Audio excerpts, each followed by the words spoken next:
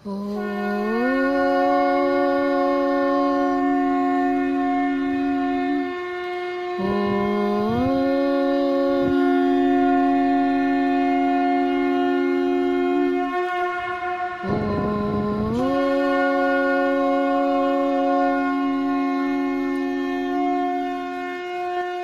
ओम श्री परमात्मने नमः। प्रणाम। गुरुगीता चैनल को स्वागत। पूर्व श्लोक रे भगवान कहिले कर्म जोगरे रही व्यक्ति जेतेबेले आत्मस्वरूप स्थिति रति तृप्ति और संतुष्ट हो जाती सेतेबेले सेमाने सिद्धि प्राप्त करती। सेमाने सेल्फ रियलाइजेशन करू करू गॉड रियलाइजेशन करती। आत्मस्वरूप रहु रहु परमात्म स्वरूप को देखिपारती। ज्ञात ज्ञातव्य कृतकृत्य और प्राप्त प्राप्तव्य हो जाती। फल संसार रे जो विधि विधान सब अच्छी सेठारु ऊपर को उठी जाती। सही स्थिति रे रही निस्वार्थ भाव रे केवल संसारर कल्याण करी चलती। तांक द्वारा महान कार्य सब हो चले से माने महात्मा बोलांती। यापर आसतु परवर्ती श्लोक रे भगवान आम भली साधारण मनुष्य को कौन शिक्षा देउछंती शुणिबा। श्लोक 18 नैव तस्य कृतेनार्थो नाकृतेनेह कश्चन न चास्य सर्वभूतेषु कश्चिदर्थ व्यपाश्रयः। अर्थ से ही कर्मयोग द्वारा सिद्धि प्राप्त महापुरुषंकर एही संसार रे कौनसी कर्म करिबारे प्रयोजन न थाए कि कौनसी कर्म न करिबारे मध्य प्रयोजन न थाए एवं समस्त प्राणींक सहित तांकर किंचिन मात्र भी स्वार्थगत संबंध न थाए। आसंतु यार व्याख्या सुनिबा। नैव तस्य कृतेनार्थ नाकृते नेह कश्चन। अर्थ से ही महात्मा मानंकर एही संसार रे कौनसी कर्म करिबा बा न करिबारे किछि प्रयोजन न थाए। आम भली साधारण मनुष्यंकर अनेक इच्छा थाए, एमिति करिवि सेमिति करिवि। सांसारिक वस्तु प्राप्ति पई आमे सब कर्म करूचे। एठी पूजा पाठ मध्य निजर कामना पूर्ति पई ही करा जाए। आत्म कल्याण पाई पूजा पाठ खूब कम लोक करती। जे पर्यंत आमे माने किछि वस्तु प्राप्ति पाई पूजा पाठ करुथिबा आमर आत्म कल्याण संभव ही नुहे। कारण वस्तु संसार आमर नुहे। शरीर मन बुद्धि अहं किछि आमर नुहे। आमे आवेगरे आसी अनेक कर्म करती, पूजा पाठ विधि विधान सब करती। संसार रे बना जाइथिबा नियम कानून सबू को मानिकी डरिकी आमे करि जाऊ। काले कौन अभाव हो जिवो कि किछि असुविधा हो जिवो भाबी जेते डरिबा आमे सेते सेते अधिक बंधन रे बांधी होई जिवो। जणे व्यक्ति जेबे आत्मस्वरूप रे रहिबाकू लागंती और आत्मस्वरूप रे रही कर्म करंती सेतेबेले तांको आपे आपे ज्ञान मिल जाए। सेही अमूल्य ज्ञान केउठी आसेनी, ताहा आत्मा भितरे थिला, केवल खोजिबा द्वारा भितरे ही मिलगला। सेथिपई ताहाकू आत्मज्ञान कहा जाए। सेही आत्मज्ञानी महात्मा माने पूजा पाठ कर्मकांड कर्तव्य धर्म जहा किछि भी करंती ताहा कामना पूर्ति पाई नुहे, कामना निवृत्ति पाई अर्थात निष्काम भाव प्राप्ति पाई करंती, आत्मशुद्धि पाई करंती, परम शांति प्राप्त पाई करंती। से माने बाहरु किछि नकला भली जणा पड़िले सुद्धा अंतःकरणरु जगतर कल्याण करी चलंती। निजे परम शांतिर अनुभव करू करू जगत को शांति सुख बांटी चलंती। एही भली भाबरे संसारर बंधनरु मुक्त हुअंती। आमे साधारण मनुष्य एही शरीर को निज मन को निज बुद्धि को निजर अहं को आत्मा बोली बुझंती। तेणु संसार को निजर बोली मानि नेइचु। तेणु आलस्य आमको माड़ी बसीची। तत्परता आसेनी किछि काम करने को। सबू काम जबरदस्ती करावे। प्रमाद आराम आमको सुख दिए। तेणु आमे आराम सुख को पाइबू बोली कर्तव्य कर्म करू।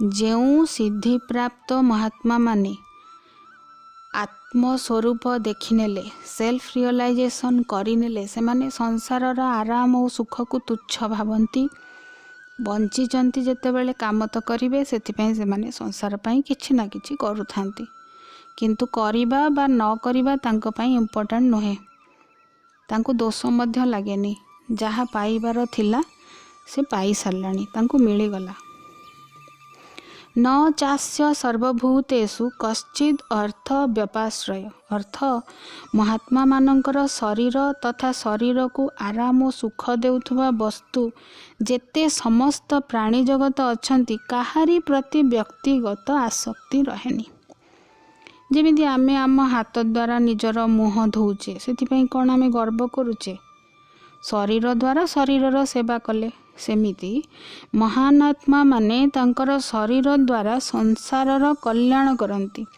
सेथिरे तांको टिके भी अभिमान आसेनी मु कली बोली तांकर जो बड़ीमा बा कर्तृत्व भाव केबे से माने देखांती नहीं कि प्रशंसा और मान सम्मानर आसक्ति मध्य तांकर न थाए किंतु आमे माने पाइबा पई कर्तव्य करूचे बंचिबार आशा अच्छी बोली कर्म करूचे बा मरणर भय जोगु करूचे सेथिपई आमर रेस्पॉन्सिबिलिटी अच्छी बोली आमे बांधी हो जाऊचे बाहा हेबा पुओ झियो करिबा पुओ झियो को पाठ पढ़ेबा मनीष करिबा घर करिबा टंका संग्रह करिबा ए सबु आम मुंडर रेस्पॉन्सिबिलिटी बोली आमे भाबी नैचे ए सबु आमर कर्तव्य कर्म धर्म बोली मानी नैचे सेथिपई बांधी हो जाइचे मृत्यु आसिले ताकू आमे हुए तो रिक्वेस्ट करदेबा रह रह मो सान झील बाहा हैनी से बाहा ही सारू तापरे जाई मरिबी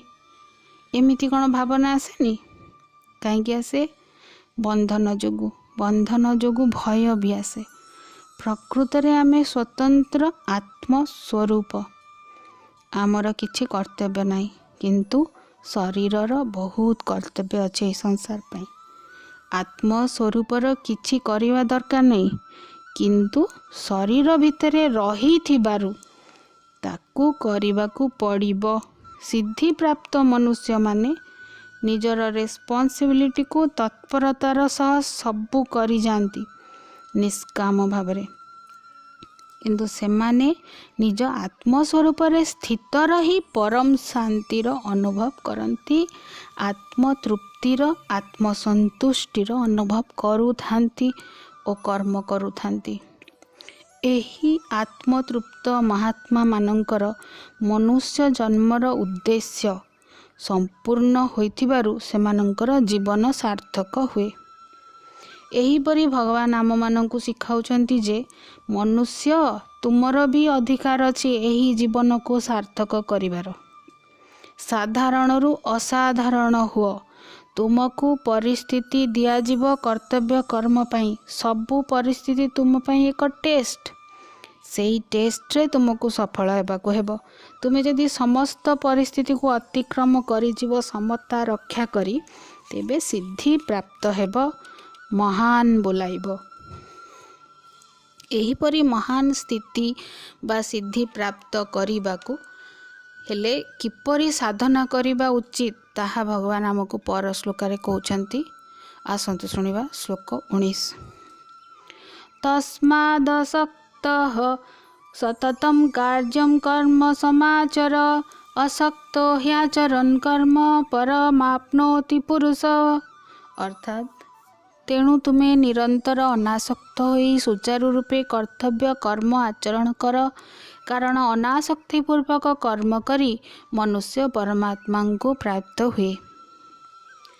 आसंतु यार व्याख्या शुणिबा तस्मात् आसक्तः सततं कार्यं कर्म समाचर अर्थ तुम्हें अहरह अनासक्त होई सुचारू रूपे कर्तव्य कर्म कर आम मानकर पोटेंशियल केते बा केते उन्नति आमे करि परिबा ता भगवान को भल भावे जना तेणु एठारे आमको प्रोत्साहन दे आम भितरे साहस देउछंती जे हाँ तुम्हें भी महात्मा परि सिद्धि प्राप्त करि पारिबो हे मनुष्य केवल एतिकी करिबो निज स्वरूप रे स्थित रही आसक्ति बिना काम करिजिबो कारण आसक्ति ही पतन कराए कर्म नुहे जीभ सहित आसक्ति हेले आमे अभक्ष्य भक्षण करूँ, मन सहित आसक्ति हेले निषेध काम कर काम को सबू करूँ, अहं सहित आसक्ति हेले चोरी मर्डर ईर्षा आदि करूँ। तेणु आसक्ति ही मूल कारण। आज जाए आमे संसार मिलिथिबा सामग्री को केवल निज पई यूज करिचे, निजर सुख संग्रह रे लगाइले। तेणु आमे ऋणी होइगले संसार पाखरे। फूलटीए पाइले आमे केबे धन्यवाद कहंतिनी, फूल गछरु तोलिबा आमर अधिकार बोली आमे मानि नेइछु। फूल तो गछर, गछ को केबे कहिने थैंक यू। फल खाऊचे, शस्य खाद्य सामग्री आमे गछ पत्र लता द्वारा पाउचे, क्षीर आमे गाई ठू पाउचे, किंतु केबे धन्यवाद टिके आमको जणेबाकू बेला हेनी। एपरी अनेक सामग्री आमे यूज करंती निज पाई, ता बदल रे आमे सेमानकू कोन दियंती, किछि फेरांतीनी, पैसा दियंती कि ना। सेही जेउ ऋण बोझ आम मुंडरे रहिला ताहाकू सुझिबार बाट भगवान आमको कहिसंती जे संसार पाई किछि करी ऋण परिशोध कर। कौनसी फल कामना रखी कर्म करिबा द्वारा आहुरी नुआ ऋण होई जाए, पुराना ऋण पुणी रही जाए, जहा द्वारा सुध बढ़ी बढ़ी चले। ऋणानुबंधनर चक्र रे आमे पुणी जन्म नेबाकू आसु। कामना न रखी कर्म कले पुराना ऋण धीरे धीरे कटिब ओ आमर आत्मा शुद्ध हेब। सततम असक्त अर्थ निरंतर अनासक्त होई काम करि जाओ, कारण आसक्ति हेउची माया। से मझिरे मझिरे फेरी आसीबो वायरल फीवर भली। आलर्ट होई जदि कर्म न करंती तेबे गोड़ खसी जाए पुणी से आसक्ति आड़कू। एठारे कार्यम कर्म कौन ना जहाँ आमे करि पारिबा एवं जहाँ अवश्य करिबा उचित ताहा ही कार्यम कर्म बा कर्तव्य कर्म। निजर सामर्थ्य अनुसारे अन्य मानंकर शास्त्र सम्मत न्याज्य आवश्यकता पूरण करिवार अर्थ कर्तव्य। समाचार पदर अर्थ है अति सावधान अलर्ट होई उत्साह सहित कर्म करि जाओ। टिके केयरलेस हो गले कर्तव्य पालन ठीक हुएनी, आलस्य आसी जाए, इग्नोर करने को मन हुए, किए करिवो थाउ एपरी मन को बुद्धि को सब आसे। आमे जो घरे जन्म नहींचे, जो देश रे जो जाति धर्म कूल रे आसीचे, जो स्वभाव नहीं आसीचे, सेही अनुसार आमे परिस्थितिर मुकाबिला करंती। आमको अंतआत्मारू निर्देश आसे कर्तव्य करने को। धीरे धीरे आम पाई सेही कर्म सहज कर्म हो जाए। सहज कर्म रे जदि काहाकू ताड़ना गाली मंद करने को हुए ताहा करने को बाध्य, ताहा कले दोष लागेनी। जेमिति अधीनस्थ मैनेजर की एम्प्लॉय ठीक से जदि काम करूनांती, फांकी मारुछंती, हिसाब ठीक से करूनांती, तांको ठेंगा बाटी देखैबाकू हेबो। पिला अध्ययन करूनी, शिक्षक माड़ मारी पारिबे, किछि दोष लागिबनी। सेथिपाई भगवान अर्जुन को कहले, तुमे क्षत्रिय, युद्ध करिबा तुमर सहज कर्म, घोर कर्म नुहे। युद्ध रे जदि काहार मृत्यु भी हे गला ताले तुमको दोष लागिबनी।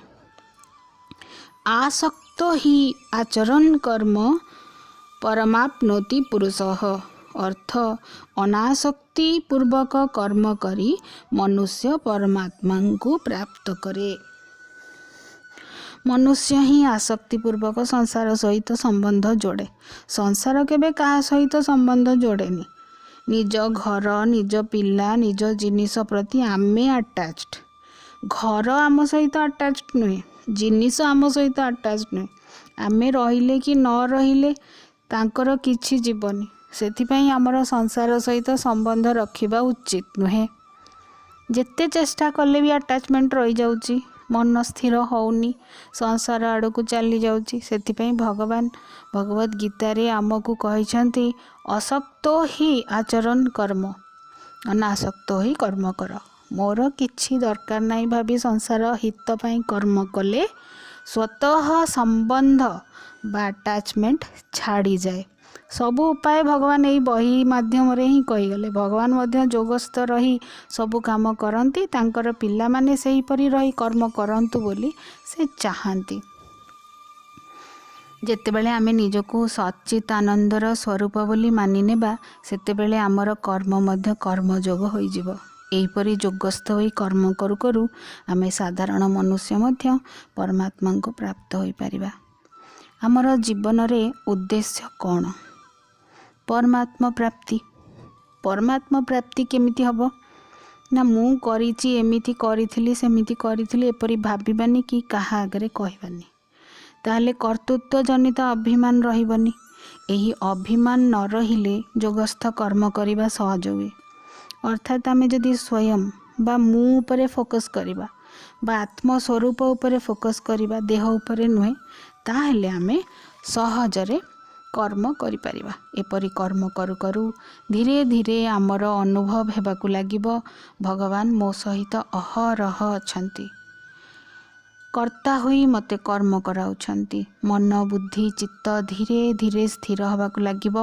ଭଗବାନଙ୍କ ସହିତ ଏକାକାର ହେବାର ଅନୁଭୂତି ବଢ଼ି ଚାଲିବ। ଜୀବନର ପ୍ରତ୍ୟେକ କ୍ଷେତ୍ରରେ ମିରାକଲ୍ସ ଦେଖିହେବ। ଆମର ମସ୍ତ ବଡ଼ ଭୁଲ ହେଉଛି ଆମେ ମାନି ନେଇଛେ ଆମର ଭଗବାନଙ୍କ ସହିତ କିଛି ସମ୍ବନ୍ଧ ବା ରିଲେସନ୍ ଆଟାଚମେଣ୍ଟ ନାହିଁ। ସେ ଅଲଗା, ମୁଁ ଅଲଗା। ପ୍ରକୃତରେ ଆମେ ସମସ୍ତେ ତାଙ୍କ ସହିତ ଯୋଡ଼ି ହୋଇଛେ ଏକ ସୂକ୍ଷ୍ମ ଅଦୃଶ୍ୟ ସୂତାରେ। ସେହି ସୂତା ଦେଖାଯାଏନି ଖାଲି ଆଖିରେ, କିନ୍ତୁ ପ୍ରକୃତରେ ତାହା ଅଛି। ଯୋଗସ୍ଥ ହୋଇ ଅନ୍ତର୍ଦୃଷ୍ଟିରେ ଦେଖିଲେ କେବଳ ସେହି ସୂତା ଦେଖାଯାଏ। ଏଥର ଡାଉଟ୍ ଟିକେ କ୍ଲିଅର କରନ୍ତୁ।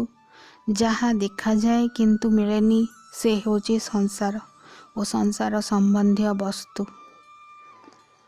କିନ୍ତୁ ଯାହା ଦେଖାଯାଏନି କିନ୍ତୁ ତାହା ଆମକୁ ମିଳିଯାଇଛି, ତାହା ହେଲା ଈଶ୍ୱରୀୟ ଶକ୍ତି। ସେ ସବୁଠି ଅଛନ୍ତି, ରହିବେ ମଧ୍ୟ। କାରଣ ତାହା କେବଳ ନଷ୍ଟ ହୁଏନି, ନିତ୍ୟ ଅଚଳ ଅମର। ସଂସାର ହେଉଛି ମ୍ୟାଟର, ଭଗବାନ ହେଉଛନ୍ତି ଏନର୍ଜି। ଏହିଭଳି ବୁଝନ୍ତୁ। ଏନର୍ଜି ନଥିଲେ ଆମ ଶରୀର ଚାଲନ୍ତାନି। ଶରୀରର ସମସ୍ତ କ୍ରିୟା ଏନର୍ଜି ହିଁ କରେ, ସଂସାର କରେନି। ତଥାପି ଆମେ ଏତେ ମୂର୍ଖ ଯେ ସେଇ ଏନର୍ଜି ସହିତ ନିଜକୁ ରିଲେଟ୍ ହିଁ କରିପାରୁନି। କିନ୍ତୁ ସମସ୍ତେ ଜାଣନ୍ତି ଏନର୍ଜି ବିଷୟରେ। ଏହା ବିଚାର କରିବାର ବିଷୟ। ପୁଣି ନେକ୍ସଟ ଭିଡ଼ିଓରେ ଆମେ ଜାଣିବା ଅନାସକ୍ତ ହୋଇ ଯୋଗସ୍ଥ ହୋଇ କର୍ମ କରି କିଏ କିଏ ସବୁ ପରମାତ୍ମାଙ୍କୁ ପ୍ରାପ୍ତ ହୋଇଛନ୍ତି। ଆଜି ପାଇଁ ଏତିକି। ଓମ୍ ତତ୍ସତ୍।